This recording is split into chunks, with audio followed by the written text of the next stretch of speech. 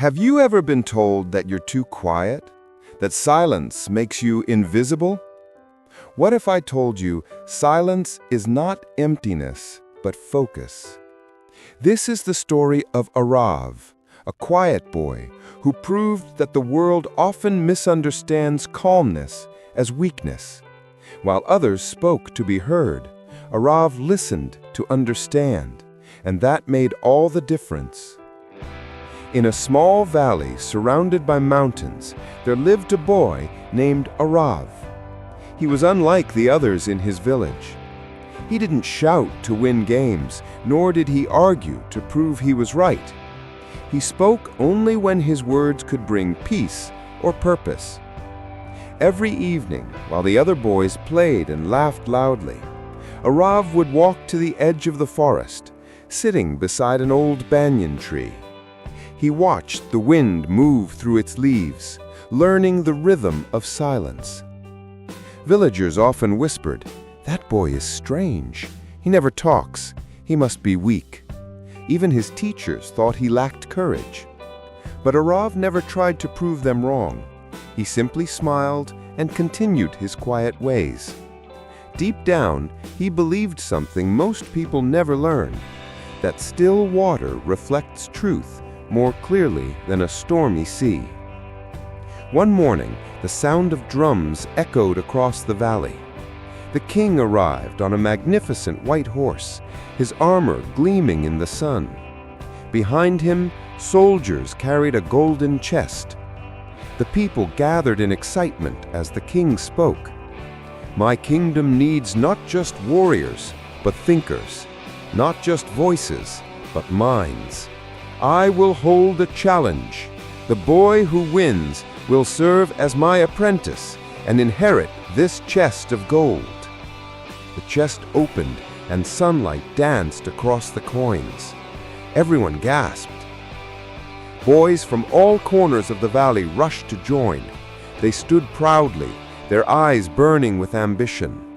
Among them was Arav, calm, barefoot, standing at the back. Some laughed. "He doesn't even speak. How can he win?" But Arav said nothing. The king smiled mysteriously. "There will be 3 tests," he announced, "and only the one who uses wisdom over noise will triumph." The first test was to cross a wide river with no bridge or boat.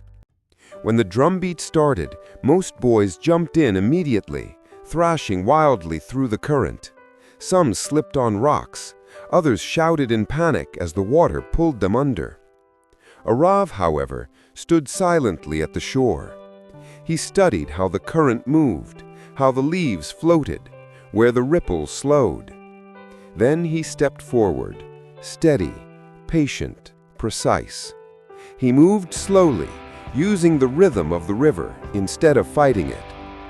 By the time Arav reached the other side, others were soaked and exhausted. The king's advisor leaned toward the throne. "This boy may be quiet," he said softly, "but he sees patterns where others see problems." The second challenge took place in the royal garden, a maze of colors and scents. Hidden somewhere was a blue lotus, the rarest flower in the kingdom. The boys were given 15 minutes. As soon as the horn blew, everyone scattered, shouting and pushing through the bushes. Arav stayed still, closing his eyes for a moment. Then he noticed the hum of bees, all moving toward one shaded corner. Following their flight, he found the blue lotus blooming beside a quiet pond. He picked it gently and returned just before time ended. The king asked, "How did you find it so fast?" Arav bowed and replied, "When you stop fighting to be first, you start seeing what others miss." The final challenge was held inside the royal hall. The king sat on his throne and asked, "Tell me, what can shape the world yet make no sound?" One by one the boys answered, "Money, knowledge, power." None were correct. Finally, Arav entered. He bowed deeply and remained silent for a moment. "What is your answer?" asked the king. Arav smiled softly. "Time, my king." The hall went silent. The king leaned forward. "Why time?" Arav replied, "Because time changes all things, not through noise, but through patience. A storm shouts, but passes. Time whispers, but transforms. It breaks mountains and heals hearts without saying a word." The hall filled with awe. The king rose to his feet and clapped. "This boy speaks not with his mouth, but with his mind. Let his silence be our listen."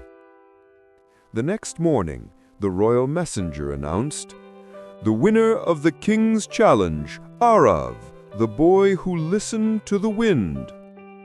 The crowd murmured in disbelief. Some frowned, but the village elder smiled and said, "The tree that grows slow gives the strongest wood." From that day, Arav served in the royal court, not as a soldier, but as a counselor. He still spoke little, but when he did, even generals paused to listen. His silence carried more weight than others' speeches. As years passed, people stopped calling him quiet. They called him the whispering sage, the man who taught that peace of mind is the highest strength. And maybe this lesson is for you too. If the world says you're too quiet, remember, mountains don't shout, yet they stand tall. Silence isn't absence, it's awareness. It means you're learning, observing, growing. So stop trying to prove yourself through noise. Let your actions speak, your patience build, your wisdom guide. Because in the end, greatness doesn't always make a sound, but it always echoes through time. If this story touched your heart, give it a like, share it, and tell me, have you ever been misunderstood because of your calmness? Your silence might just be your superpower. And remember, somewhere out there, someone needs to hear your quiet strength today.